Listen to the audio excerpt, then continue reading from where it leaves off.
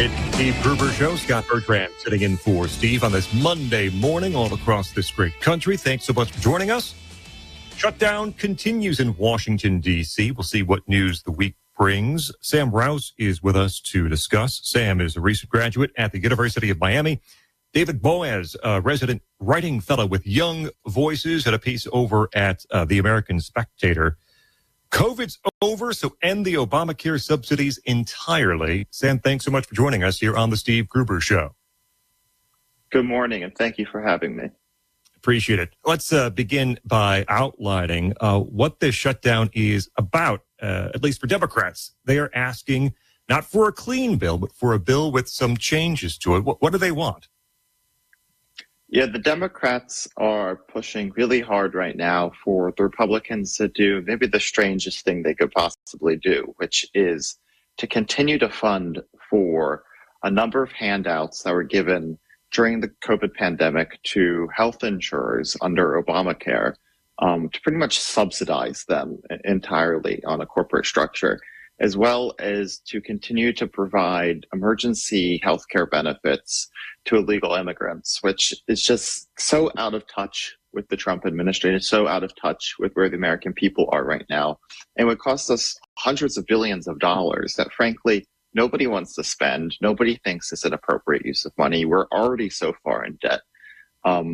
Yet the Democrats are threatening to keep the government closed, and they already closed it, simply over these healthcare concerns.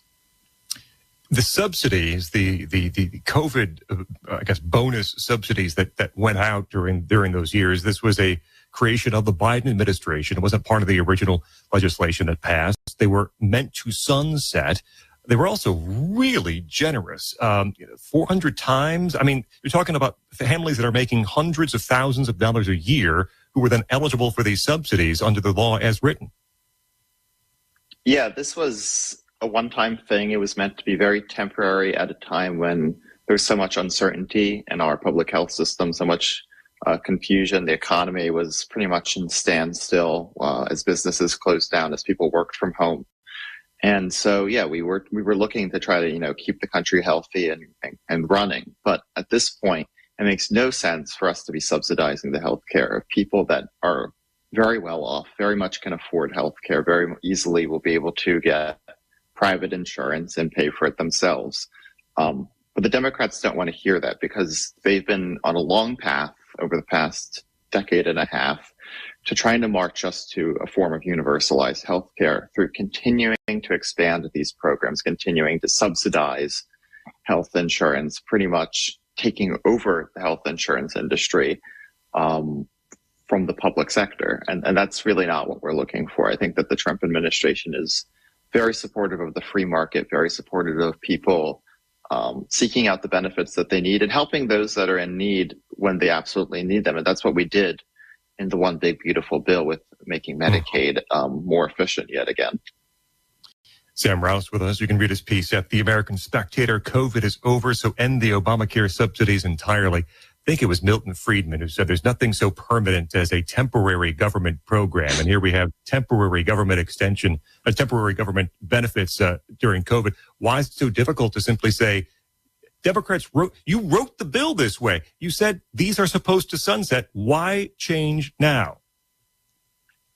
Well, I think it's a classic example of when you do these corporate subsidies, which is even maybe worse than trying to get government programs directly to the people to sunset, is then that creates the incentive for these very powerful industries, these very powerful corporations to go lobby Congress to continue to get these handouts from the American taxpayer. And so I'm sure there's very, very strong special interest advocating for this. And they have their grip over Congress in a lot of ways. And the Democrats really seem to be captured by corporate interest at this point. They're especially captured by the healthcare industry and by these insurance companies.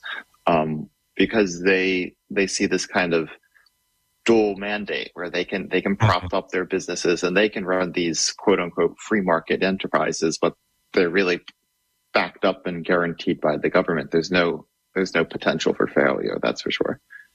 Is this not a tacit admission, Sam, that Obamacare is broken and Obamacare doesn't work? I suppose the admission is that every 2 years, every 4 years, Democrats are saying we have to fix healthcare when Obamacare was supposed to have done that more than a decade ago. But now they're saying, look, no one can even afford Obamacare unless we continue to shovel these subsidies onto healthcare companies. Yeah, absolutely. And I saw somebody post some really great points that the Republicans need to take this another step. They can't just let this be, okay, we're not going to pass a resolution unless it ends these subsidies.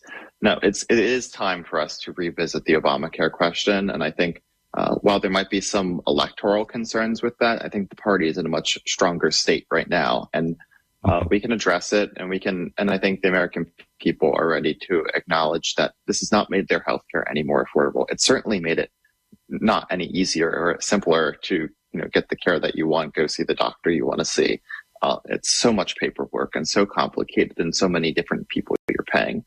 And I think people are ready for a clean cut and get us back to ground zero, which I think would be things like health savings accounts, would be private market insurance companies, and then a focus on actually the health of people, not the insurance coverage of people.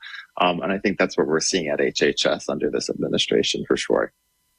Now, Sam, Republicans seem to be pretty well dug into not agreeing to Democrat demands to end the shutdown. However, they have been saying, end the shutdown, then we'll discuss. And as you point out in your piece, at least two senators, Lisa Murkowski from Alaska, Mike Raus of South Dakota, have suggested that an extension of those subsidies might be on the table. How confident are you that even post-shutdown, Republicans can stand firm against extending these subsidies?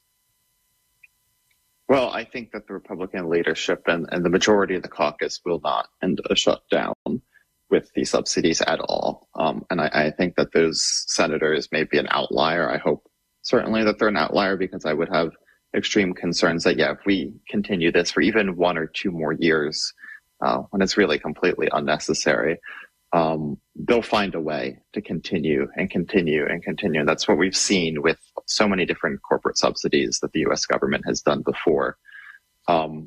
But I think that once we do open the government, and hopefully without these subsidies, that we will be taking a closer look at healthcare policy more broadly. Certainly while the GOP still has majorities in both chambers under this administration in the coming year. Sam Raus is a recent grad at the University of Miami, David Boaz resident writing fellow with Young Voices, and you can read his piece at the American Spectator. COVID is over, so end the Obamacare subsidies entirely. Sam, thanks so much for joining us this morning here on The Steve Gruber Show. Thank you so much for having me.